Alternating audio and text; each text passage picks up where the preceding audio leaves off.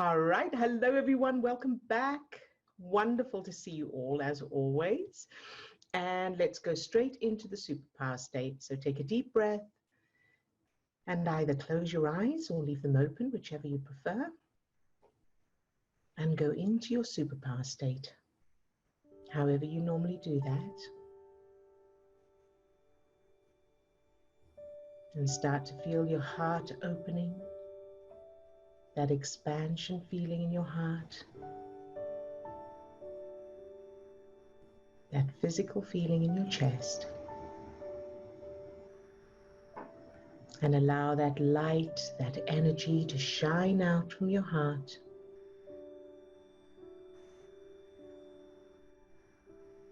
Very good. And now allow that light or energy to spread down to your toes, up to the top of your head, and out to your fingertips. So you're now full of that light, that energy, that love. Very, very good. And now allow that light, that energy to fill the little you, yourself as a child. Love that little you just for existing. And allow that light or energy to fill all the cells of that little you's body. All the 50 trillion cells that make up that little you, that yourself as a child. Fill each cell with that light, that energy, that love. And then allow that light or energy to shine out from that little you and fill your whole childhood with that power. Everyone, everything, every circumstance, every event, shine that light into any darkness, loving it all exactly as it is. That's your power. Very good. And now allow that light, that energy, that love to fill everyone on the call today, everyone in this session, everyone on camera, everyone who's off camera. Fill each one with that light, that energy, that love. From the tips of their toes to the top of their head and out to their fingertips, love each one just for existing.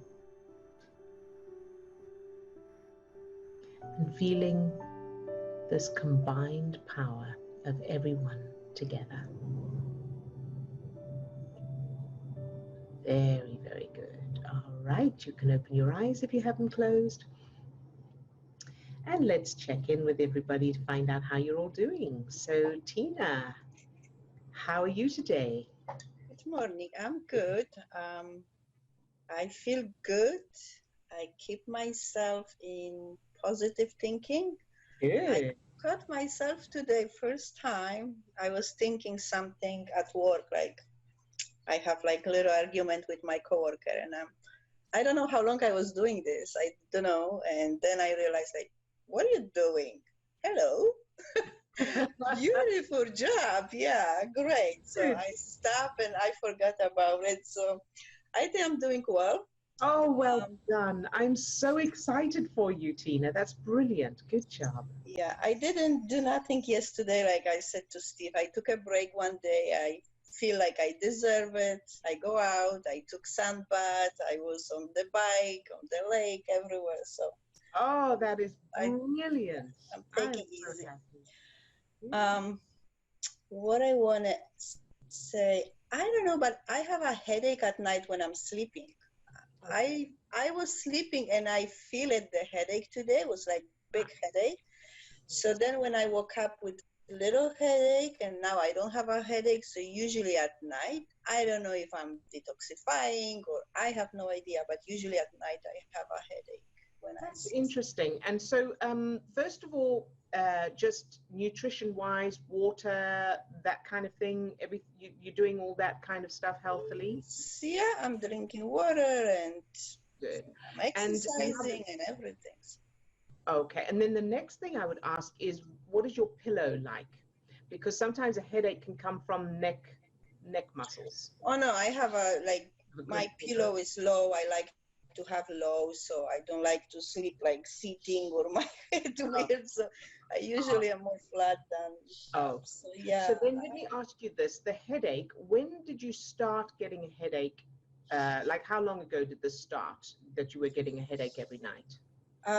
yeah, this is. I mean, there were breaks, but this is about when I start to be home, about 2, 3 months. Okay, Before was like day and night, non-stop, non-stop. I never mentioned because it was like every day. right, okay. So it Now starts it's to get less, but less. I do have. Okay, and then what kind of headache is it? So where on your head, is it all over or one particular place in your head? Mostly in the front. The front, Mostly in okay, the good. front. All right, and then how would you describe that headache? Like if you were to describe the pain itself, how would you describe it? It's really hard to describe. Okay. Sometimes it's really painful. Like I sleeping and I know I have a headache, so it's really big one. All right. So what I would do first of all is I would check with the doctor. Okay. So because Oh, they don't know nothing. well, Trust me. I've been in many doctors in the past.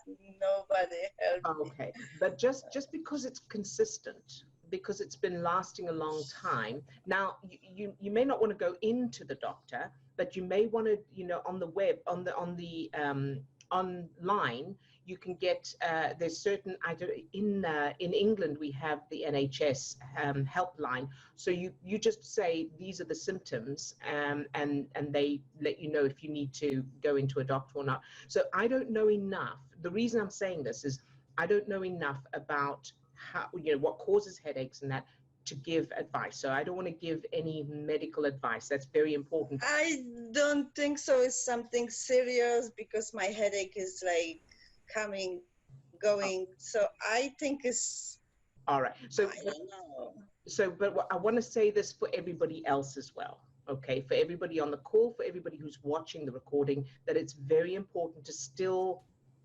consult medical professionals. That's very, very important for me to say. And then in addition to that, let me ask you this.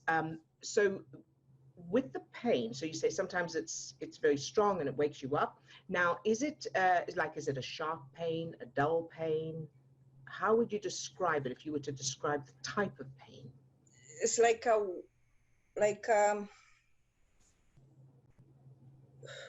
I mean, has no breaks. It's like a one constantly Yeah. uh, big pain. Something is like, I don't. It's really. It's. I have no idea how to describe this. Okay, that's okay. I don't Now, know. It's. that's all right. Now, let me ask you this. Does it remind you of anything from your childhood? And the first thing that comes to mind, even if it doesn't make sense. No. I never was seriously sick. Headache. I never knew what is headache until I came to Canada. Honestly, I didn't know. People were saying I have headache. I have no idea what is headache. Okay. Now, it may not be about a headache. It may not be about being ill. Just the feeling of it. So, what's the problem with the headache? Let's go there. Why is it a problem? So, I know it's pain, but why is pain a problem?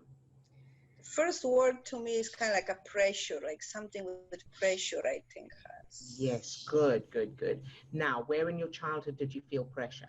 And it may All the time. yeah, there you go. All right. So if you think of pressure in your childhood right now, and I know you've changed a lot of your childhood, but if you think of pressure right now, what's the first thing that comes to mind? And it may not make sense, but say it anyway. I have to do things. I have to. Have to do things. Yeah. Yeah. Okay. So that's number one. So what do you have any memories that come up of having to do things that are still there? Memories that are still there? Oh yes, always was like from little me, maybe not, but older when I was older. So yeah, I have to do all the work at home. I have to do this and many, many things. Like I have to. It was never like, yeah, sometimes I like it. I had fun, but most of the time was like, I have to. Yeah, very good. Okay, so what I would do is change that, create new memories, change whatever's there. Now, yesterday you went out and you had a great time. Like you said, you rode your bike, you took a day off, you just relaxed, right? You didn't do anything else. Put that in your teenage years, where you did what you did yesterday, you did it as a teenager, and you did it whenever you felt like it. And there was somebody else was doing the work that you had to do. Now I remember one memory, because I usually was hiding and pretending I'm Thursday, and my father was yelling at me. I never wanted to do anything. I just want to run away from. So say that again. You were hiding and pretending what?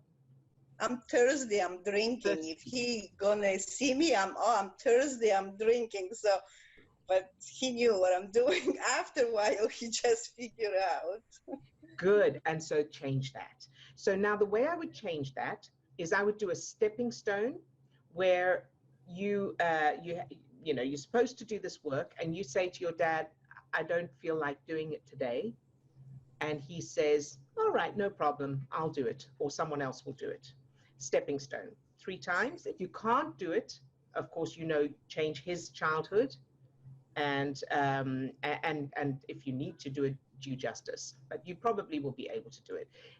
Do that 3 times, practice it 3 times, and then to where you never had to do it. You had staff. There was a housekeeper who did everything. You wouldn't dream of doing it, and your parents would never dream of asking you to do it. Okay. How does that sound? Yeah, the housekeeper sounds good. Because I already see my father, like, if I'm saying to him, I don't feel like to do it, he's like, what?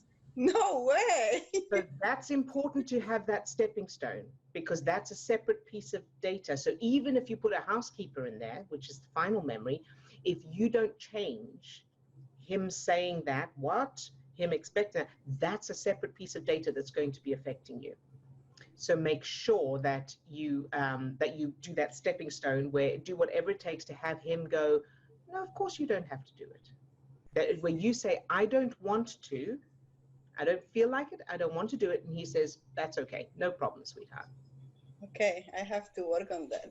Yes, and change his childhood, make sure you've got his new childhood, because again, if he'd been brought up like that, with not having to do anything, he would never have expected you to do anything, right? I have no idea about his childhood. Nothing, even worse than my mom. I have nothing. But that's perfect, because then you have free reign. You have a blank slate. You can create whatever you want. There's nothing contradicting it, right? Okay, another part I have to fix. Okay. Yes, so he was raised by 2 parents who absolutely adored him. They were wealthy. They had housekeepers, so there was never any cause for him to do it. He never had to do anything he didn't want to do. Oh, I have to put a lot of work there. Yeah, well, it doesn't need to be a lot of work. It's just imagining. It's just, get yourself a cup of coffee or a cold drink or something, and sit and just daydream. What would it have been like? What would it have been like if he had been raised with love and kindness and abundance?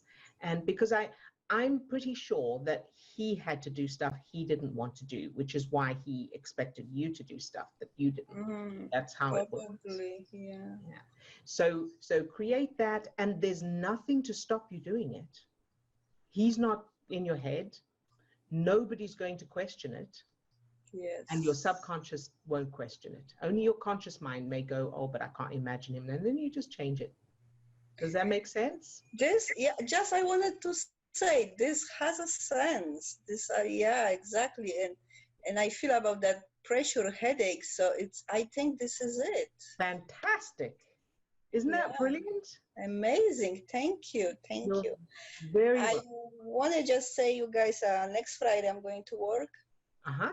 And Wednesday I have a meeting at work. So I don't know if I'm going to be on the call. I would like to be. Maybe on my phone I will be when I leave my building there. Good. Is the same link like for today and every day, or will Yes, be indeed. different link? It will be the same link, yes. Same Zoom link. And how do you feel about going back to work? A little bit scary, but not that much, but a little bit. I don't know how it will be, you know, it's new stuff for me. That's right. And so make sure you pre-pave. So the thing to do with anything we're worried about or we don't know what's going to happen is pre-pave it. So make What do sure you mean prepay? so get into the superpower state, that full of love and light and energy, and then send that light or that energy, that love to your workplace. And you inside in your at work, imagine filling that version of you with that light shining out from you, that love, filling everything and everyone, no matter what. So just know that you're in that state at work with, it doesn't matter what's happening, and you've got your hazmat suit, your energetic hazmat suit, and everything is going to be beautiful and fine no matter what. Okay. And that's how you pre-pave. Good? Okay. Yeah, I was sending already from yesterday, because yesterday I found that at night. Okay, yeah. So I was sending the energy there, the love, but I wasn't there. So just weird. Now you make it better. So thank you. Good. And so that's for everybody. Whenever you've got something on, something coming, and I do it even if I'm not worried about it. I just, if I know I've got a meeting or a, you know, when I was a singer, if I had a gig, I would send that love, that light to the whole thing myself. Very important to fill yourself with it, yourself in that place. Imagine and filling everything and everyone, and then, you know, keep that going until you go. And then, so now, between now and Wednesday, whenever you think of your work, do that. Just imagine sending it. And it doesn't need to take long. It's just a couple of seconds. All right? Okay. Thank you. Good. Thank you very much. Very good. You're very welcome, Tina. I'm so proud of you. Good job, you. All right. And Lisa.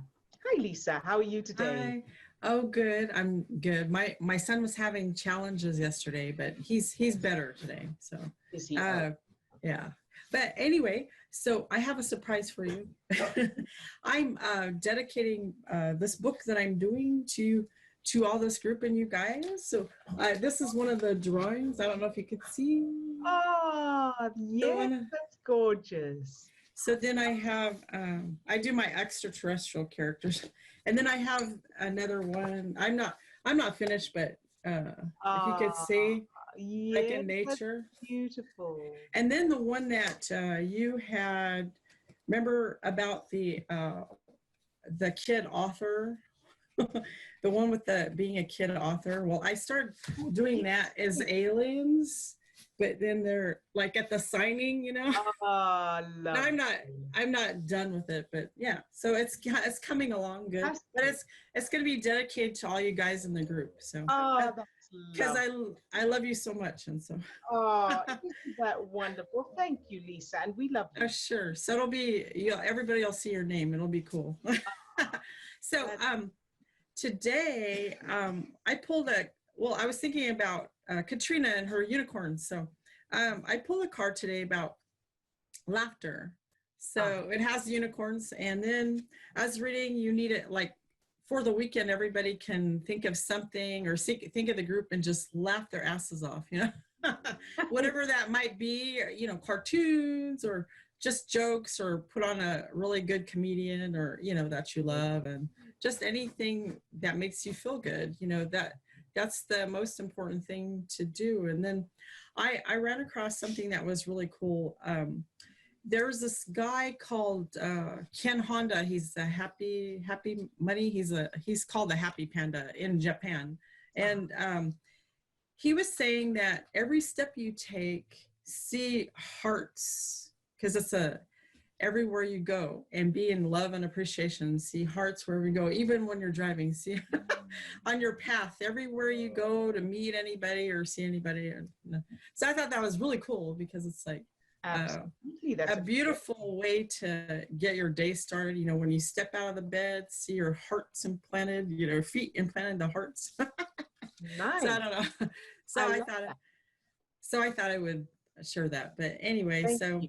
yeah, I love anything. Tell jokes, you know, or whatever you want to do. But yeah, be in the humor and love whatever you're doing this weekend, especially missing everybody, because I know we get lonely. It's like, oh, what are they doing? You know. So thank you. You're very welcome. Thank you, Lisa. Thank you so much, because I love that idea of seeing hearts wherever you go. That's beautiful, beautiful. Yeah. And it will be very powerful for some people for getting into the superpower state. Because if depending on how your brain works, if you start visualizing hearts wherever you go, that can create those feel-good chemicals. So that's wonderful. Thank you, Lisa. Thank you. Good job. And Swasti. Hi, Swasti. How are you today? Hello, I'm good, thank you. Thanks for all the love to my internet. I think it's good now. Oh, good, good. I just wanted to ask about something / share it. So when I was changing many memories, this person would always be there, and they would be glowing. And they would not change. So they would be like the pessimistic person. Okay. So if everybody was playing outside, they would be inside the classroom, not taking part, and feeling lonely. And I was like, oh, who is this person? I can't change. Whenever I try and change any memory, they're always there. Right. I think it's my cousin. Okay. And him feeling lonely because his parents weren't there or something. So I'm going to try that today. Okay, very good. And then, so that's good. Yes, try that. And then the other thing I would ask is, what part of you does he represent? Or whoever that is, what part of you was lonely? Or when were you lonely? Probably when my parents weren't here. Yeah. So make sure that memory's changed. And remember that although you've changed the memories of your parents so that they didn't go away in that, remember that the subconscious may still have little pieces of data. Yeah. So see what's there. When you think about that person who's glowing, who's in the classroom, who doesn't come out, think of that, notice the atmosphere, and then think, where in my childhood did I feel that? Because it probably represents a part of you. Because whenever I try and, let's say, if they're not coming out and play, I physically take the hand and take them out. Yes. It's really weird because they're kind of duplicating. So I will take one, but they'll still be there. That makes perfect sense. So there is an anchor there. Yeah. There's an anchor in another memory, probably an earlier memory. So what you can do to start with is send love to them exactly as they are, even if they don't come out, even if they don't change. Love them in the classroom exactly as they are. Just send that light, see them being filled with that light, that love exactly as they are without needing them to change. You could do that first, and that might start to unstick it a little bit, and then see where the anchor is. So that image, whatever it represents, where in your earlier childhood did you feel that? Okay, yeah. Does that make sense? And then change that, then come back to the classroom one and see if it's changed or if you can change it. And just keep doing that until you're able to change it or it changes by itself. Okay, yeah, that will definitely unstick the situation. Thank you. And I've also found that whenever I try and change memories, there's a complex web, really, really complex. So my brain naturally puts things into boxes. So you're not worthy of success. All these memories are now linked. It's like a spider web. Right. They will link. So that's made it I guess easier to change because it's less overwhelming because they're all connected. Yeah. But it's kind of a complex web. So when I try and change, has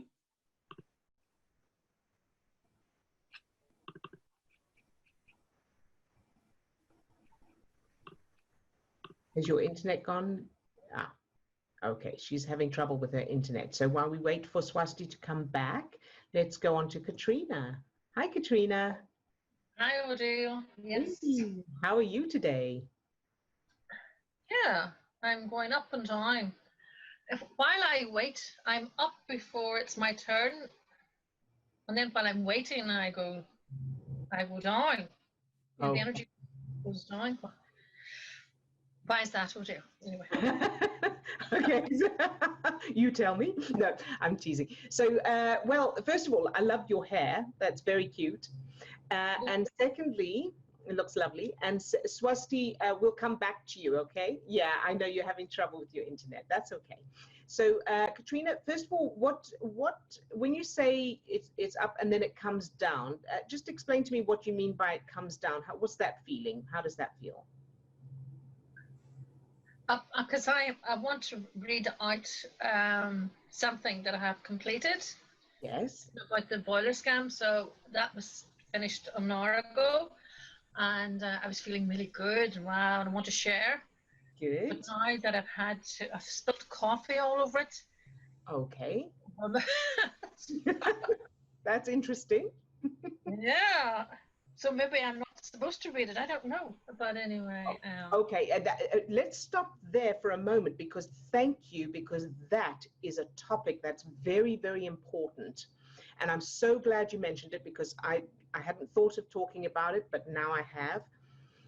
The idea of maybe I'm not supposed to do this, or maybe I'm supposed to do that. This is such a key topic, because a lot of us have that. And we think, something goes wrong. We say, well, maybe it's not meant to be. And I'm going to tell you a short story first, and then I'll tell you what my view is of that and what I've discovered from my own experience. Because I very much subscribed to that before, where something would go wrong. I think, well, maybe I'm not meant to do that, or maybe that's not meant to be. Now, my sister, I can't even remember what year it was, but it was quite a while ago. She bought a little a puppy, a miniature Dachshund puppy. Okay. And we were going to go and fetch this little miniature Dachshund puppy, with just too adorable for words. And so I went to pick her up. She was late. Things were going wrong. So much stuff was going wrong and delaying us. And we had quite a drive to go to where this puppy was. And while it was delayed and everything, she said to me, and this stuck in my head, she said, a lot of people would think, well, maybe I'm not meant to get this puppy, and they would cancel it, but I want this puppy, so I'm going to go and get it. And we went anyway. We were late, but we got the puppy anyway. The puppy was adorable. She still has the dog. Her name is Josephine, and she's just wonderful. She has brought infinite and endless joy to my sister and everyone who knows her. It was the right decision. So she just had to overcome and keep going anyway. Now, with things that, so what is that? What happens?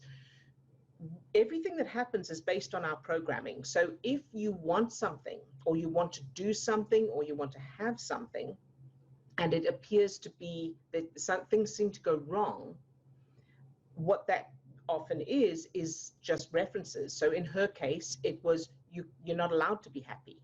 You can't have something you want. It's too much. And she went anyway. Now, very important point here is to not force it. It doesn't mean you go, and do it in a harsh way. It's surfing it. It's more like surfing. So you spill the coffee? No? Okay, you spilled the coffee, you clean it up, that's okay. Next, but if you want to read it, you're going to read it anyway, right? So, so that's the thing, is to go, it's okay. So you're not going to wrestle with it, but you're also not going to take it as a sign that you can't have what you want, or you can't do what you want, or there's something wrong with it. Does that make sense? Change the references and calmly surf it. Go do it anyway. Does that help to explain a little bit there? Yes. Good.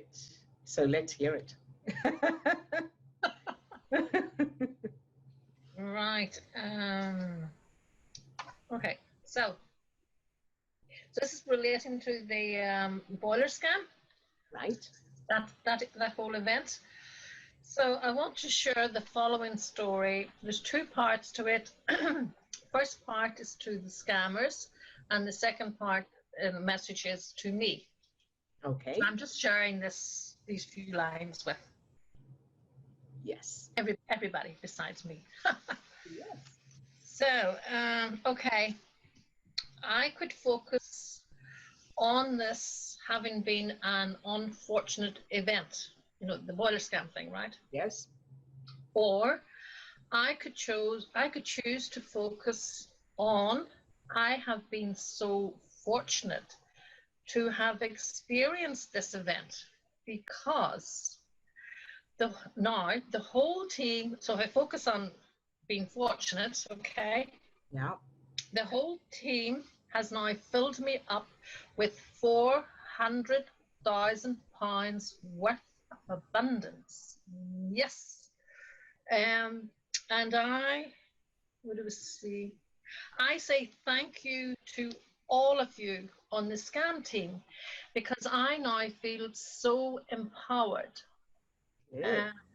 And I feel so worthy and deserving of this abundance of love, safety, and support. Good. So that's a message to the scammers. Thank you. Well done. And now to me, I say to you, Katrina, I am so proud of you. I love you with all my heart. I am now super comfortable being you. I feel so blessed and so loved. And I would like to say thank you to everyone for this magnificent healing that I have experienced. Fantastic. That is so brilliant, Katrina. Well done. And what a beautiful example. And how does it feel? Well, as I say, I was going up and down here. I don't really know how I feel. All right. So what brings it down, apart from the spilling of the coffee, which you know, having, now that you've read that, the spilling of the coffee makes perfect sense, because your subconscious is of course trying to keep you, wait, no, that's dangerous. It's dangerous to change so much. That's too far from where you were, from the normal, right? So it makes perfect sense. And then you just go, it's okay, sweetheart. It's okay, little subconscious. It's all little subconscious. You know what I mean? It's okay. We're safe. So what is the down part apart from the coffee? Is it too good to be true? Good one. Yes. And that is such a popular one. But you know, a lot of us have that. Is it too good to be true? It's too good to be true. Okay, so think about that feeling, it's too good to be true. How did you learn about something can be too good to be true? Because we're not born with that understanding or that belief. Anybody in your childhood talk about something that's too good to be true?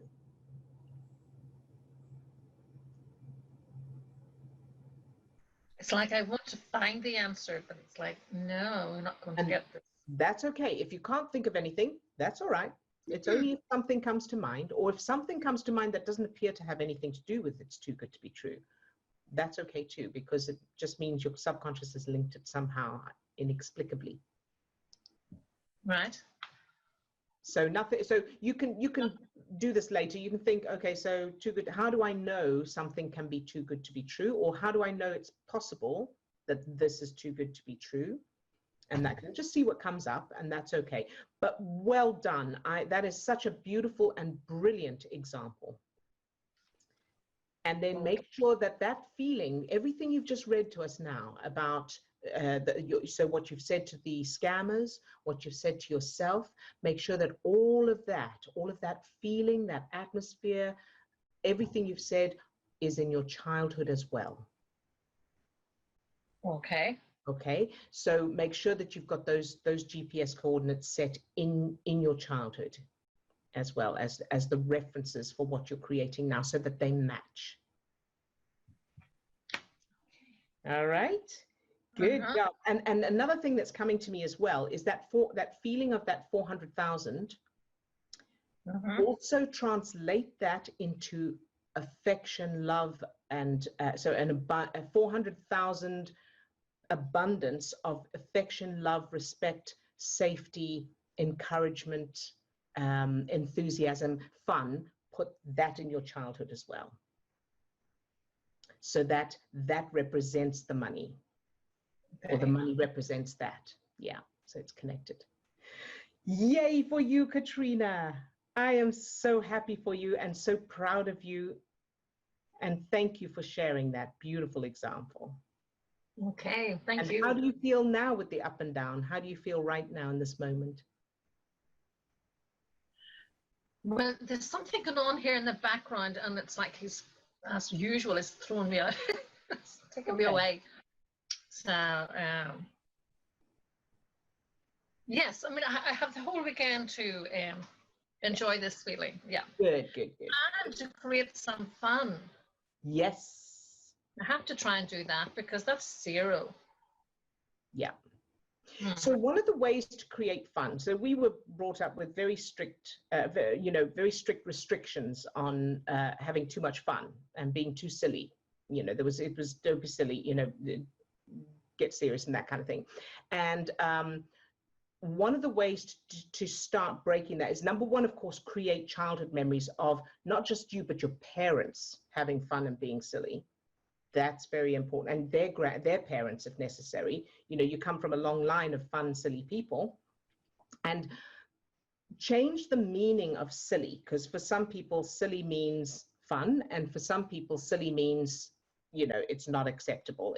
There's judgment there. So change that as well. And then practice those memories. And then in addition to that, all by yourself, when no one else is looking, get silly.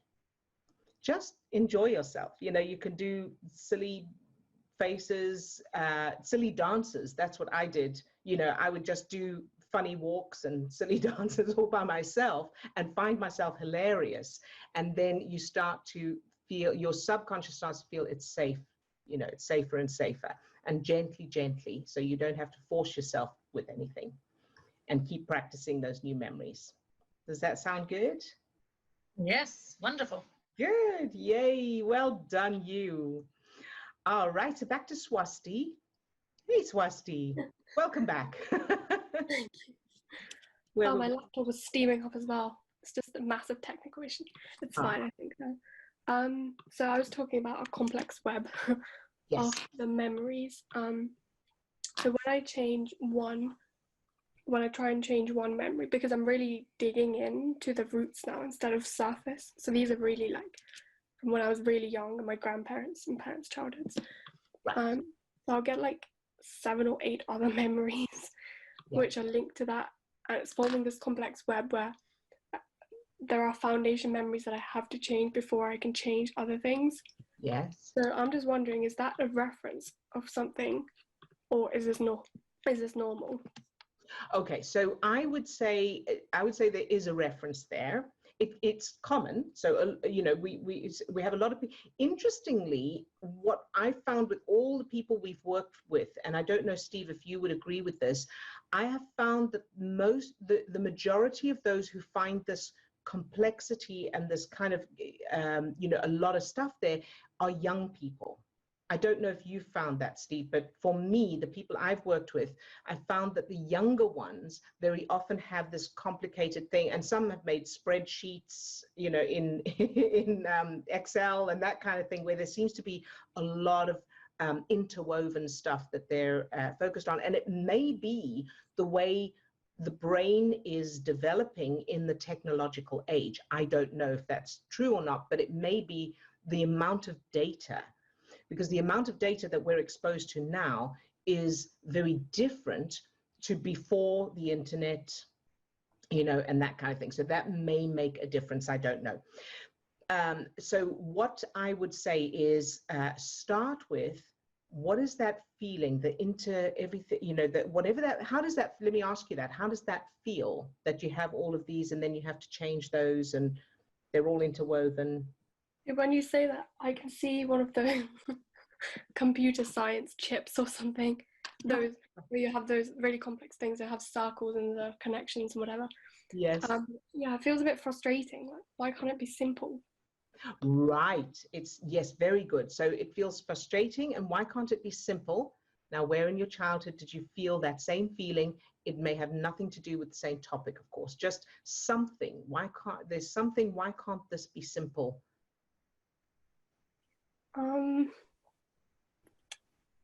Probably school and achievements. That's the first thing that comes to mind. Okay, good.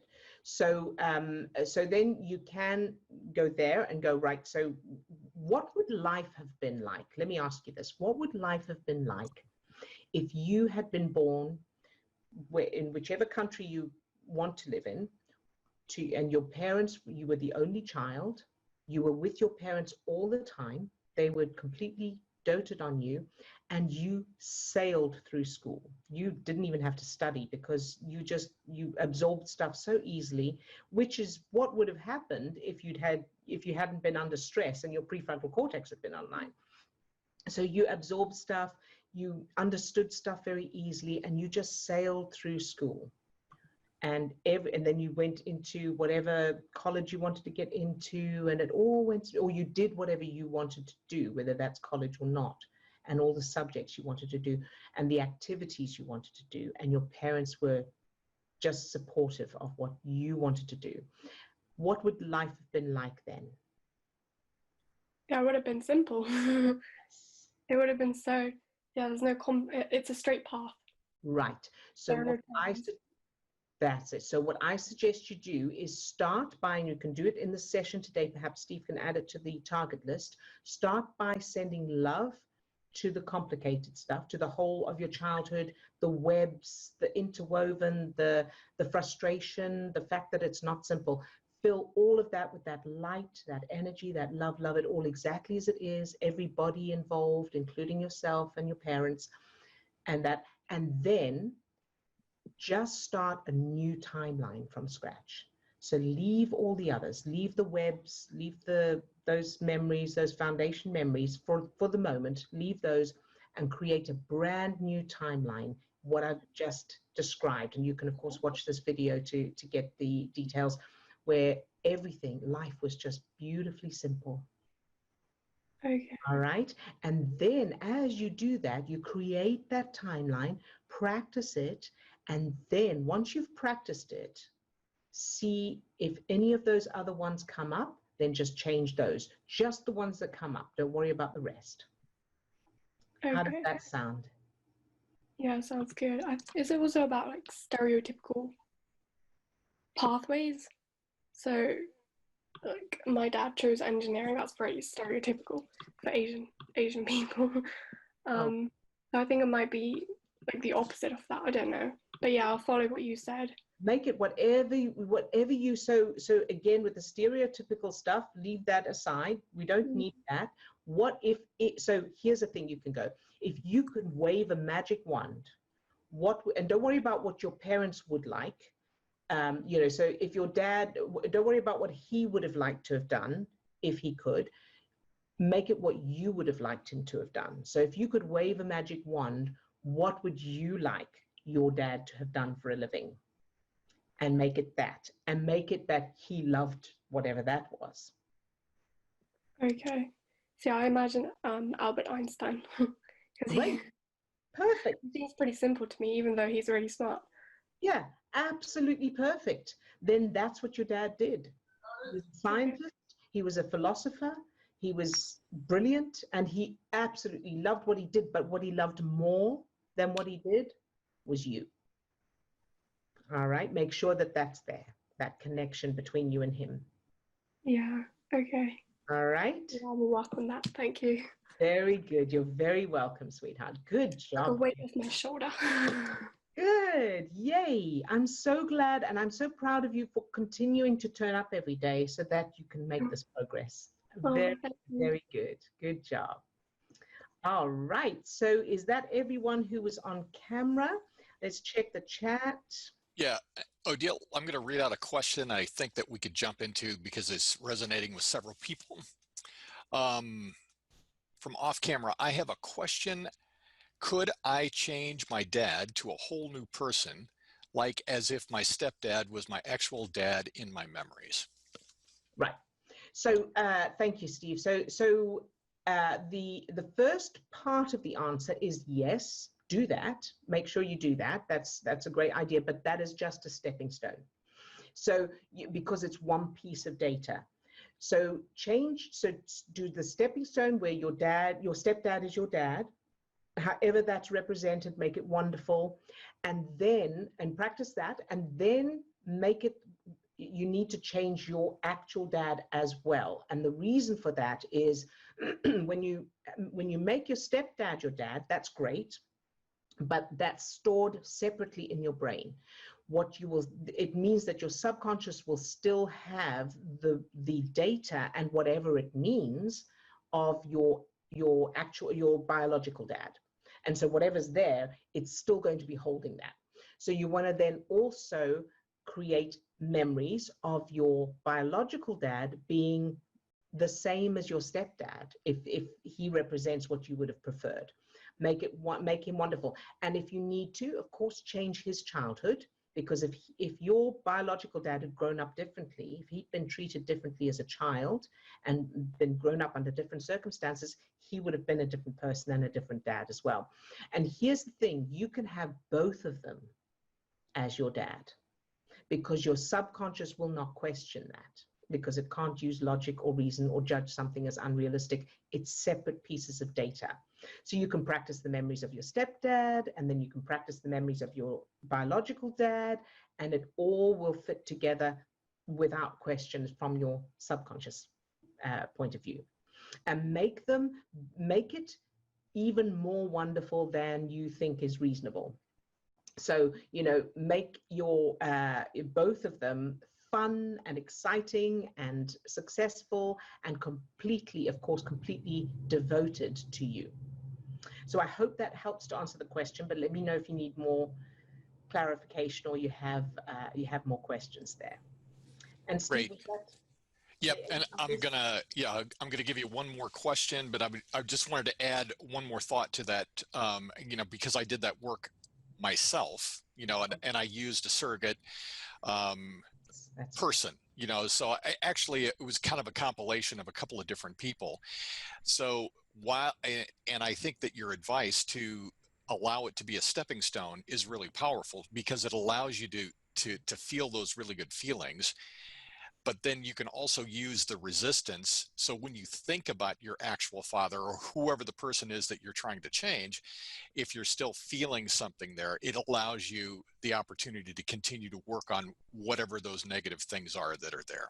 Right. And I think this is the same person that said, if I am having trouble with the dad part, what would I do? So that's great that you've mentioned that. What you do is, so once you've established your stepdad as the ideal, then when you think about your dad, notice, so when you say you're having trouble with it, notice how you know what comes up. So when you try to change him to be like the other one, what thoughts, feelings, memories, ideas come up.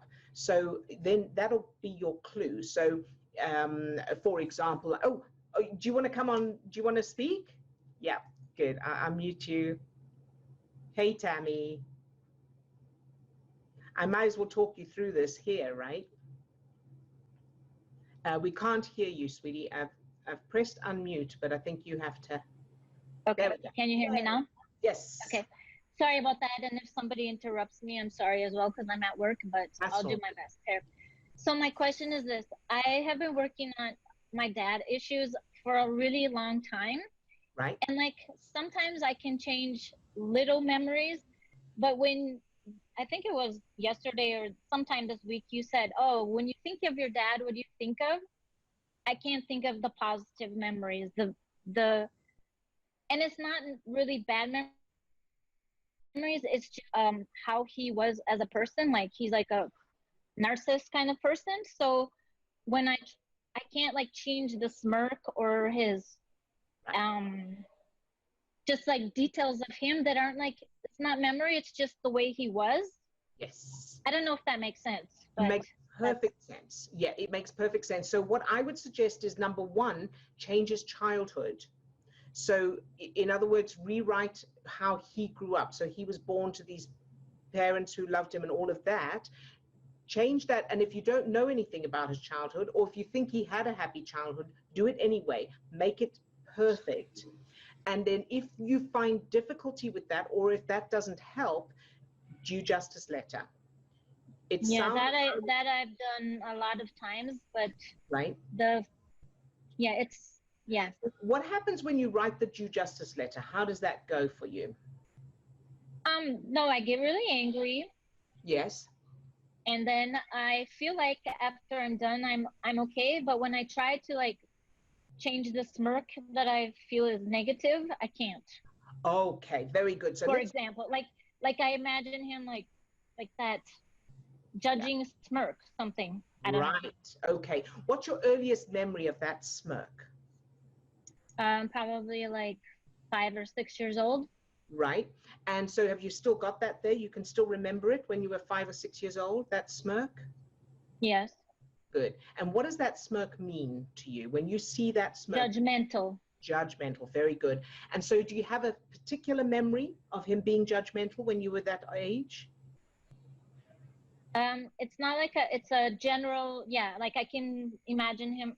When I think of the smirk, I imagine him in the living room giving me that look and me feeling bad about the look.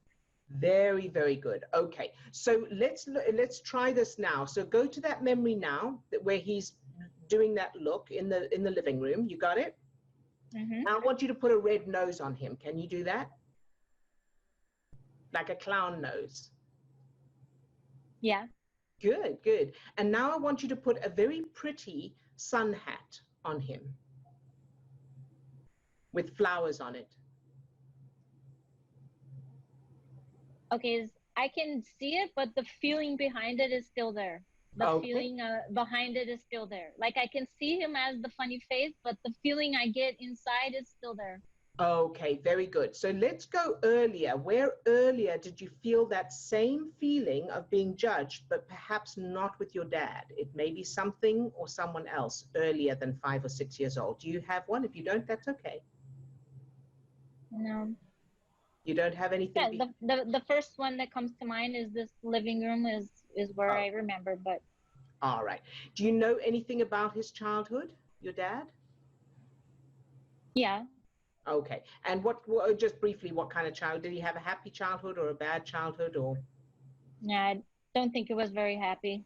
Right. So for your conscious mind, and this is for everybody, the reason he was showing those narcissistic tendencies. Eu não posso falar agora, já falo, tá bom? No. Sorry. That's all right. Sorry about that. That's okay. The smirk, the narcissistic tendencies, all of that, and this goes for everybody, those are coping skills that he developed in his childhood. So whatever he went through in his childhood, that little boy learned to survive, to cope with whatever he was enduring by developing these mechanisms. So you can see them as armor, like that's his armor, that's him trying to protect himself, and it becomes automatic so that he's not aware of it. And nobody knows where it comes from, right? So what you want to do is go back and change his childhood to the perfect childhood. So in the first instance, let's check your conscious mind. Would you agree, or can you see how if he was born to two parents who absolutely loved him and he felt safe, loved, he got plenty of affection, there was abundance, there was encouragement, support, respect, can you imagine that he would grow into a very different man and a different father? Yes, that I can. Good. But when I try to subconsciously think about that, I think that as an adult, he should have been able to be better than that. Right. Than his own childhood. Okay. That's what comes to my mind. And so I think, and I know you've already done it, but Steve and I both found, and other clients, that sometimes it takes more and more due justice. Whenever you get stuck like this, it's about going back to, you could write the letter. So when you wrote the letters, was it from the little you or from you now to your father? It was kind of mixed. I started out as me now, and then I felt myself going back to when I was younger. That's it. Very good. Okay. And so I would say perhaps start a letter from the little you about that smirk in the living room. Whatever that. Oh, okay.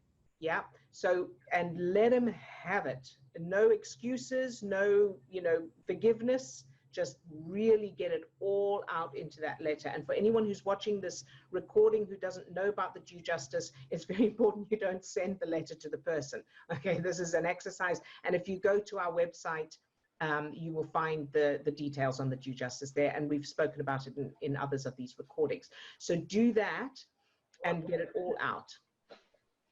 Okay. So And- then I would do the do justice letter. Yeah. And then I would try to go back to that memory, imagine him with the clown face until I can see something happy. Is that what you mean? See him as something positive, or what would the clown face do? Okay, so first of all, once you've done the letter, then rewrite his childhood.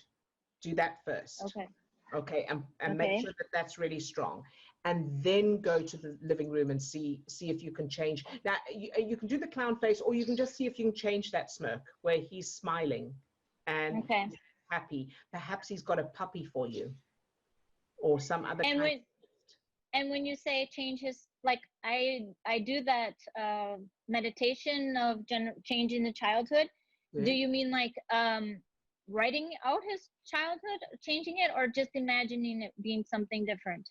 So you can write it out if you want, or you can just imagine it. So some people, like Steve, writes his out. I just imagine it. So you can do it either way. Some people read it or say it onto their phone, onto a recording, and then listen to it. So whatever works for you, whatever feels like, yep, that would work for me. Okay. All right. So the letter changing his childhood. That's it. And then changing the memory. See if after doing those two things, I can change that memory. That's it. Yes, exactly. Okay. Does Thank that you sound very good? much. You're very welcome, Tammy. Good job. And Thank you. you for sharing, sweetheart. Good job. All right. And Steve, any others? So hopefully that helped to answer for other people as well. Anything else from the chat? One other question.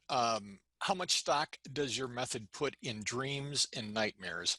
I've been experiencing this issue in some dreams of being able to stand up and take several steps. It makes me feel like I don't need to accept what's happening to me. Okay, brilliant. Yes, I see that in the chat here. So that's fantastic. As far as I'll answer the first part of the question first, how much stock does the Remmert method put in dreams and nightmares? From my point of view, dreams and nightmares are the conscious mind trying to make sense, to assign meaning to physiological changes and processing. And that could be in the brain, it could be in the body. For example, if you've got a virus, for example, or a bacteria or something, or an infection, sometimes we don't even know it's there, but the body is fighting it. We may have nightmares because the conscious mind is trying to make sense of what's happening inside the body and the brain. So personally, I used to look into meanings of dreams and that, but I've stopped doing that now because it doesn't seem to really matter. So if I have a particularly busy night of dreams, whatever they are, I just assume, well, that's great, stuff is happening. So, and especially when we're making changes to core beliefs, core memories, those neural connections are changing. That results in a lot of the brain is processing the different memories. So when we go to sleep, the brain consolidates memories. It pulls bits and pieces from different, and it gets, goes, okay, that's not very important, that should be linked to that, and it organizes itself, and that also results in dreams and memories. Now, the second part of this, I have been experiencing this issue in some dreams of being able to stand up and take several steps. It makes me feel like I don't need to accept what's happening to me. Now, that sounds like a good thing to me, but you said an issue. So I'm not sure what that is, but it could be representing independence, moving forward. So your brain may be changing the references it holds of whatever's holding you back. So if you want to clarify on that, let me know, or if you can unmute yourself if you want to, or put it in the chat. Oh, hi, Carrie. There you are. Hi.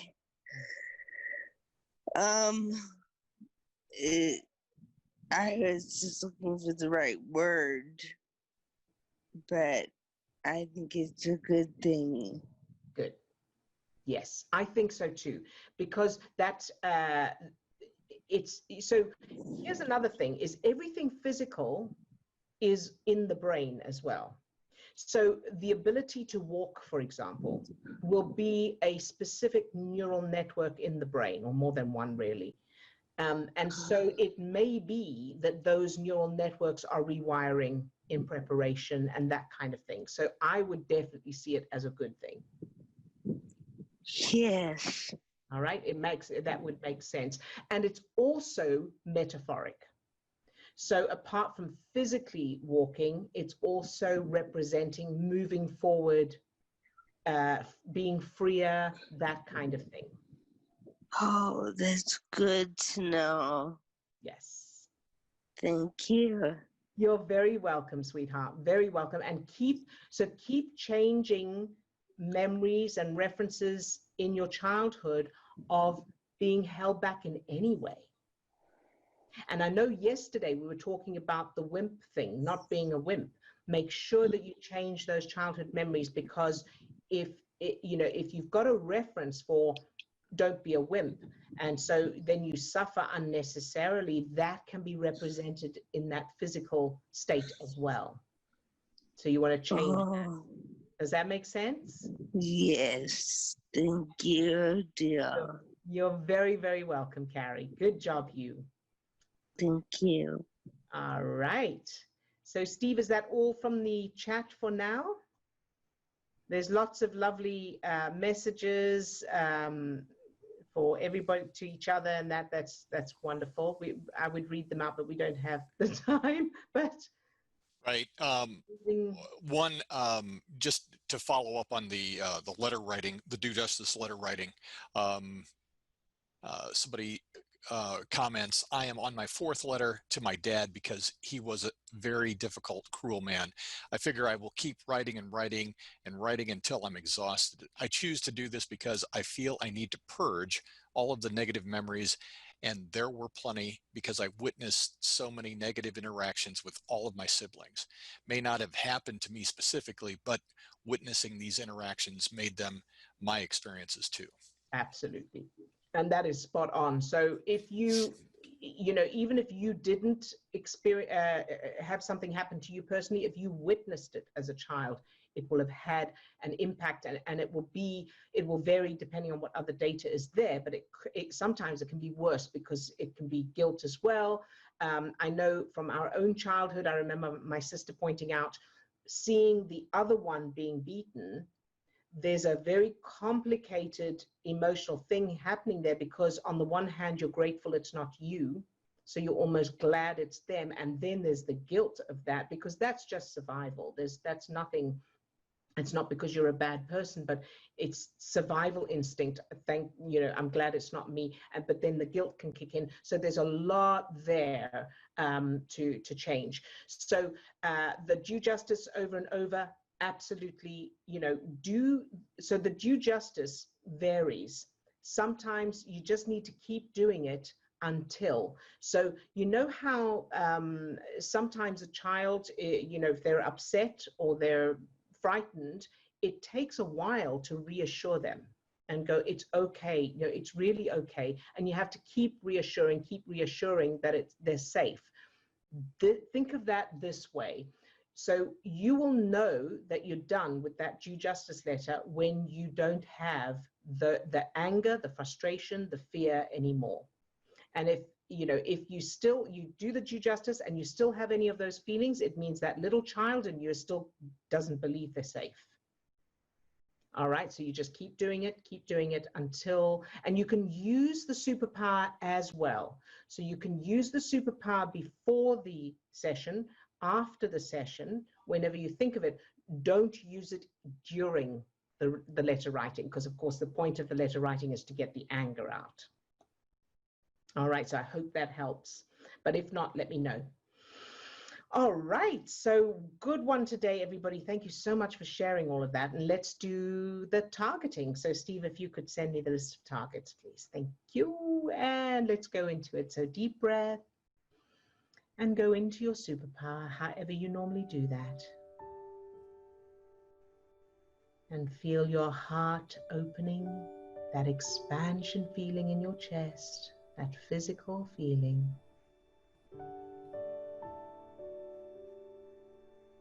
And allow that light, that energy to shine out from your heart. Very good.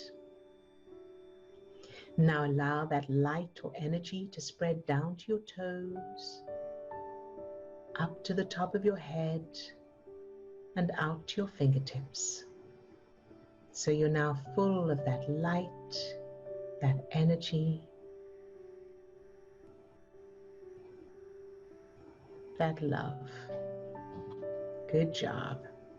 And now imagine that light or energy spreading, filling each of the 50 trillion cells that make up your body. Love each cell just for existing.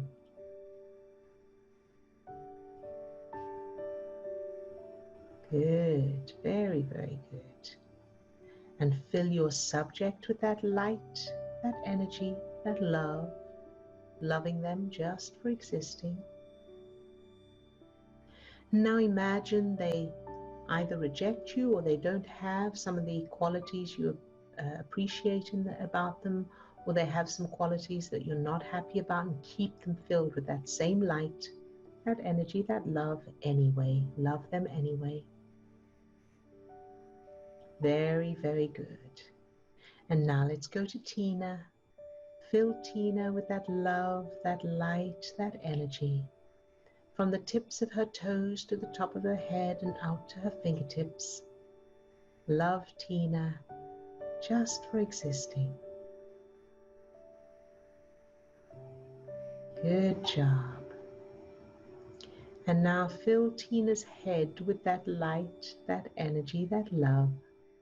Whatever that headache is that comes at night, love it exactly as it is.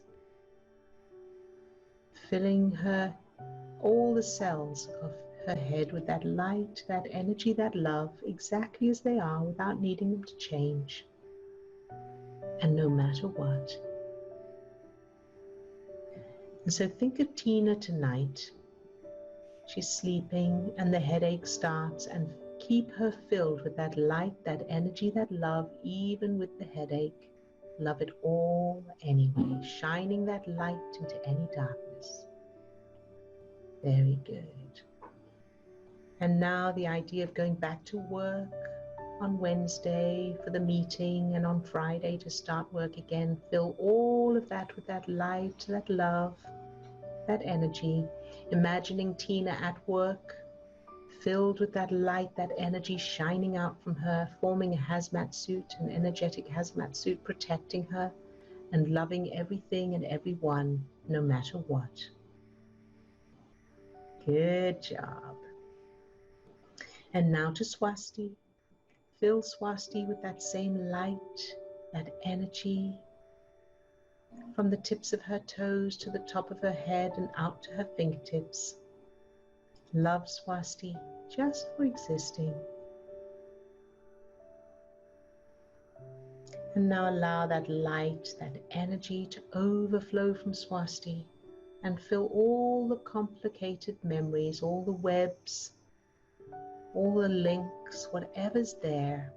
Fill it all with that light, that energy, shining that light into any darkness. Whether it becomes simple or not, love it exactly as it is. And then allowing that light, that energy to overflow from Swasti and fill the whole world. Any unhappiness in the world, fill it all with that light, that energy, that love, shining that light into any darkness. Good job. And now to Lisa. Filling Lisa with that light, that energy, that love, from the tips of her toes to the top of her head and out to her fingertips. Love Lisa, just for existing. And allowing that light, that energy to overflow from Lisa and fill her son with that same light, that energy. From the tips of his toes to the top of his head and out to his fingertips. Love Lisa's son, just for existing, no matter what. exactly as he is. And now allowing that light, that energy to overflow from Lisa and her son and fill their whole lives and everything and everyone in it. Loving everything exactly as it is. Very, very good. And now to Tammy. Fill Tammy with that same light, that energy from the tips of her toes to the top of her head and out to her fingertips. Love Tammy just for existing.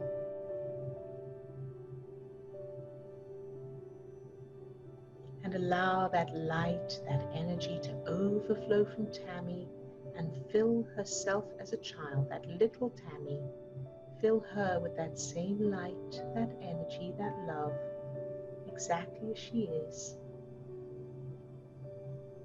And allow that light, that energy to shine out from that little Tammy and fill everything and everyone in her life, that power, including her dad, from the tips of his toes to the top of his head and out to his fingertips. Fill Tammy's dad with that same light, that energy, that love, shining that light into any darkness.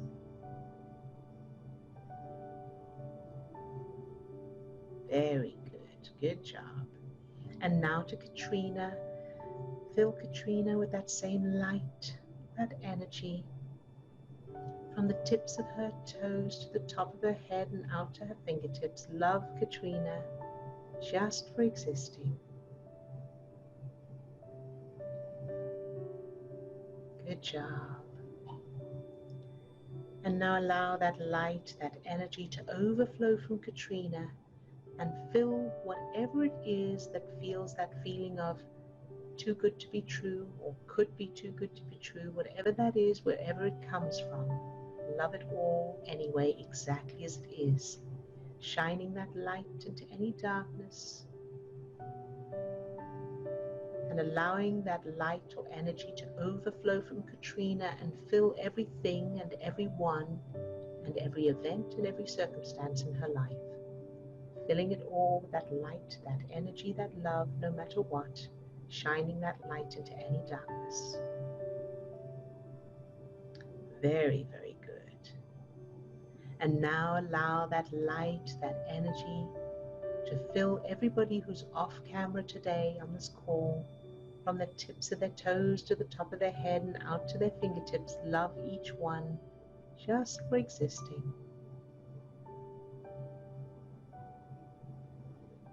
And now everyone who's watching the recording, fill them with that same light, that energy, that love.